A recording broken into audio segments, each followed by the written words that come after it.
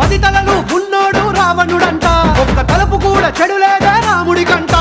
రామ రావణుల పెట్టి రామాయణ మాట గట్టి మంచి చెడుల మధ్య మనని పెట్టారంట. ధర్మాన్ని తప్పనోడు ధర్మరాజట, దయలేని వాడు యమ ధర్మరాజట. వీడి బాట నడవకుంటే వాడి వేటు తప్పదంటూ ఈ బతుకును నాటకంగా ఆడిస్తున్నారంట. రంగా రంగా రంగస్థలాన ఆడడానికంటే ముందు సాధనంటూ చెయ్యలేని ఆట బొమ్మలవు అంట. మనమంతా తోలు బొమ్మలవు అంట.